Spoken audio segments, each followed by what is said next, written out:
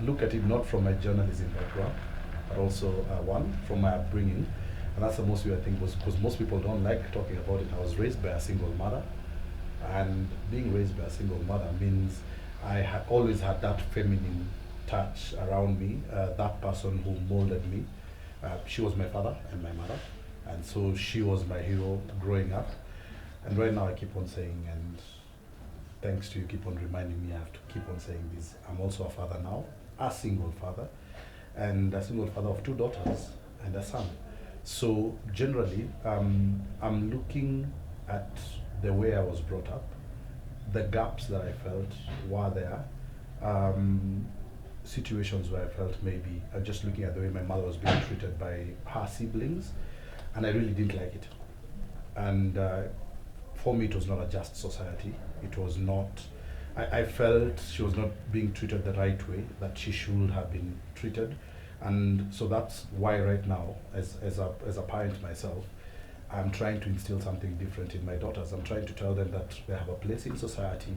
I'm trying to tell them that they have a right to belong, they have a right to education, they have a right to work, they have a right to fight for their space. So me getting into Journalists for Human Rights, working for a gender organization, is seamless. And the other thing also, which is again a very weird thing, is the first international award I ever won in journalism was also for a gender story that I did. And it was for a story I did at the Kakuma refugee camp about women that were getting raped and not getting access, one, to medical facilities. They were not getting the right treatment that they should have at that particular point, because once you're raped, you're supposed to go through pre-exposure prophylaxis. And most of these ladies did not go through that. And as a consequence, some of them ended up getting children that were loathed, because the ladies that I spoke to were South Sudanese. They were raped by locals, the Turkana. So you'd find that even their own children within that Kakuma refugee camp were literally, were basically not liked at all. And it's like nobody wanted to touch them, nobody wanted to hold them. And even this mother, despite being a victim of rape, the mothers were being treated as if they were the ones who'd asked for that act to happen on them. It's that personal touch for me. The fact that I'm already in it, I totally understand some of the consequences and some of the issues that face women. Again, I single mother, I have one sister, I have two daughters. It's being able to look at all those people that are surrounding me, and the question I ask myself is, what would work best for them?